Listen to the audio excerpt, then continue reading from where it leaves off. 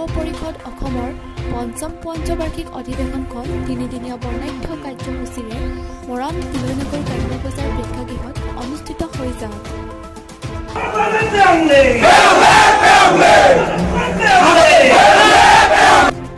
দ্বিতীয় দিনা অনুষ্ঠিত প্ৰতিনিধি সভাত টাইপাইৰ জাতিটোৰ লগতে ৰাজ্যৰ আৰু দেশৰ সৰ্বাংগীন উন্নয়নৰ হকে ভৱিষ্যতে কৰ্মপন্থা সন্দৰ্ভত ভালেমান গুৰুত্বপূৰ্ণ বিষয়ৰ ওপৰত আলোচনা কৰি সৰ্বসন্মতিক্ৰমে সিদ্ধান্ত গ্ৰহণ কৰে। টাইপাৰ নৱনিৰ্বাচিত হোৱা বিজয় ৰাজ কোঁৱৰক সভাপতি, অনন্ত ফুকনক কাৰ্যকৰী সভাপতি আৰু ৰুদ্ৰসাগৰ বুঢ়াগোহাঁইক সাধাৰণ সম্পাদক হিচাপে লৈ এখন পূৰ্ণাংগ ৰূপত শক্তিশালী সমিতি গঠন কৰে।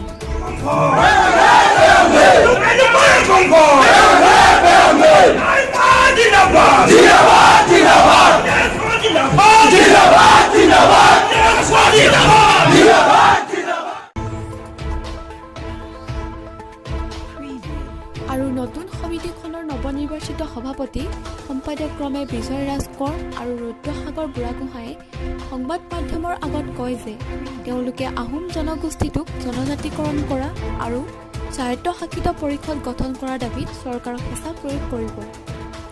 আনহাতে যিসকল সতীৰ্থই সংগঠনটোৰ পৰা আঁতৰি আছে সেইসকল সতীৰ্থক জাতিৰ স্বাৰ্থত একত্ৰিত হ'বলৈ আহ্বান জনায়।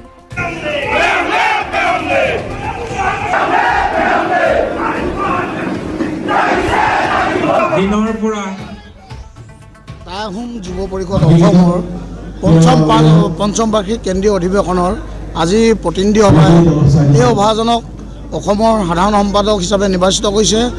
আজি আপোনালোকৰ মাধ্যমৰ যোগেদি আমি যি সংগ্ৰামী সত্তা আপোচবিন যি সংগ্ৰাম আমাৰ অসমবাসী ৰাজ্যক লৈ আমি অনাগত দিনত চলাই যাম আৰু চাউলুং চুকাফাৰ যি নীতি আদৰ্শ আমি অসমৰ সকলো জাতি জনগোষ্ঠীক লগত লৈ আমাৰ যিখিনি কৰণীয় কাম আছে আজি আপোনালোকৰ সংবাদ মাধ্যমৰ যোগেদি আমি এই কৰণীয় কামখিনি কৰি যাম বুলি আমি প্ৰতিশ্ৰুতিবদ্ধ হৈছোঁ। আৰু মৰাণ মহকুমা সমিতিয়ে টাইপাৰ যি এই পঞ্চম বাৰ্ষিক কেন্দ্ৰীয় অধিৱেশনখন অনুষ্ঠিত কৰিলে, যিসকল ব্যক্তিয়ে অশেষ কষ্টৰ সাধনাৰ ফলত এই অধিৱেশন সফল হৈছে, মই প্ৰত্যেকজন কৰ্মীক আজি আপোনালোকৰ মাধ্যমৰ যোগেদি ধন্যবাদ জ্ঞাপন কৰিছোঁ। আৰু আগন্তুক দিনতো তেওঁলোকে কষ্টৰ যোগেদি টাই আহোম যুৱ পৰিষদক এক বলিষ্ঠ পদক্ষেপ আগবঢ়াই নিব বুলি আপোনালোকৰ মাধ্যমৰ যোগেদি আমি সমগ্ৰ অসমবাসী ৰাইজক আমি প্ৰতিশ্ৰুতিবদ্ধ হৈছোঁ। মুখ্যমন্ত্ৰী উপস্থিত থকাৰ কথা আছিলে, কিন্তু আমি উপস্থিত নাথাকে, কিবা কাৰণ জনাইছে নেকি? মুখ্যমন্ত্ৰী ডাঙৰীয়াই কাইলৈ বিশেষ অসুবিধাৰ হেতুকে ইয়াত উপস্থিত থাকিব নোৱাৰোঁ বুলি আমাক তেওঁলোকৰ যিখিনি বিষব্বী আছে আমাক জনাইছে। আমাৰ মুখ্যমন্ত্ৰী ডাঙৰীয়াক এইকাৰণে আমি ইয়ালৈ নিমন্ত্ৰণ জনাইছিলোঁ, আহোমসকল যি অৱহেলিত হৈ আছে জনজাতিৰ পৰা লৈ পানি যিখিনি ক্ষেত্ৰত আগবাঢ়িব লাগিছিল তেনে ক্ষেত্ৰত কিন্তু আহোমসকলক চৰকাৰে কোনো প্ৰাধান্য দিয়া নাই। সেইকাৰণে আমি মুখ্যমন্ত্ৰী ডাঙৰীয়াক ইয়ালৈ নিমন্ত্ৰণ জনাইছিলোঁ। মুখ্যমন্ত্ৰী ডাঙৰীয়াক উপস্থিত হোৱাৰ লগে লগে এখন স্মাৰক পত্ৰৰ যোগেদি আমাৰ যিখিনি প্ৰাপ্য অধিকাৰ আমি কাঢ়িবৰ কাৰণেহে মুখ্যমন্ত্ৰীক ইয়ালৈ নিমন্ত্ৰণ জনাইছিলোঁ। অপেক্ষা কৰা লিখীয়া বুলি নহয়, আমি তেওঁক নিমন্ত্ৰণ জনাইছিলোঁ, কিন্তু তেওঁতো বিশেষ অসুবিধাৰ কাৰণে আহিব নোৱাৰিলে। তথাপিও কাইলৈ বিভিন্ন জাতীয় জনগোষ্ঠীয় সংগঠনৰ বিষয়ে ইয়াত উপস্থিত হ'ব আৰু আমি তেওঁলোকৰ এক আলোচনা মাধ্যমৰ যোগেদি আমি কিদৰে আমাৰ আন্দোলনৰ ধাৰা আগবঢ়াই লৈ যাম সেই কাইলৈ আমি ইয়াত মুকলি সভাত পোনপটীয়া আমি আলোচনা কৰিম।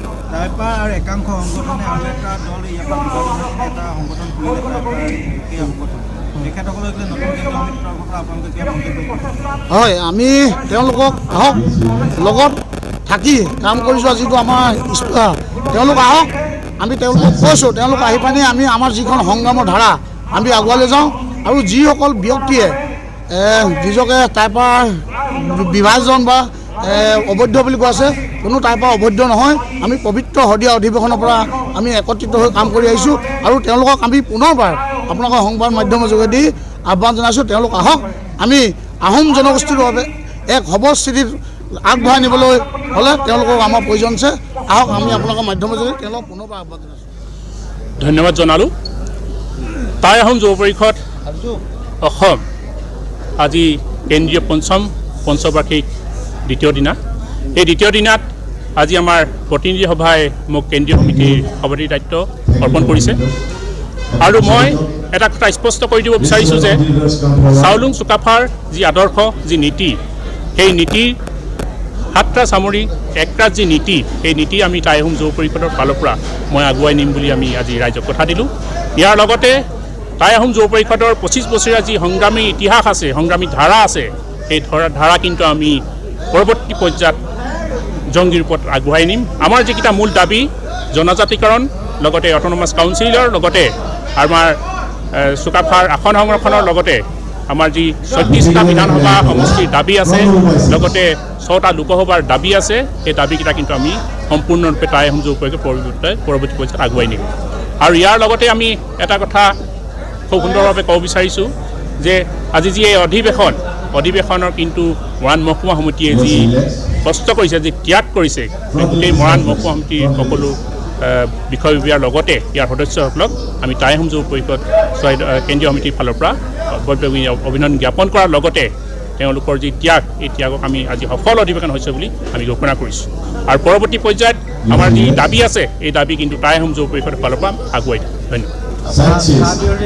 ধন্যবাদ নিশ্চয় টাই আহোম যুৱ পৰিষদে অতীতত আমি কেইবাবাৰো কেব আৰু কেবৰ পিছতে কা আন্দোলন আমি কৰি গৈছোঁ আৰু পৰৱৰ্তী পৰ্যায়তো আমি আৰু কা আন্দোলনৰ যি গতি সেই গতি কিন্তু আমি পৰৱৰ্তী পৰ্যায়ত আগুৱাই দিম টাইপাৰ কেন্দ্ৰীয় সমিতিৰ পঞ্চম পঞ্চবাৰ্ষিক অধিৱেশন আৰু ৰূপালী জয়ন্তী বৰ্ষৰ সামৰণি অনুষ্ঠানৰ লগত সংগতি ৰাখি অনুষ্ঠিত কৰা সদৌ মৰাণ ভিত্তিক দেহশ্ৰী প্ৰতিযোগিতাত মৰাণৰ মুনীন গগৈয়ে মিষ্টাৰ মৰাণ খিতাপ অৰ্জন কৰে আলফাৰ মামা ধনকান্ত বুঢ়াগোহাঁই সোঁৱৰণী নগদ ধনৰ বঁটা মানপত্ৰ আৰু লগতে অতুল চন্দ্ৰ বৈৰাগী সোঁৱৰণী ট্ৰফি লাভ কৰে Thank you. Thank you.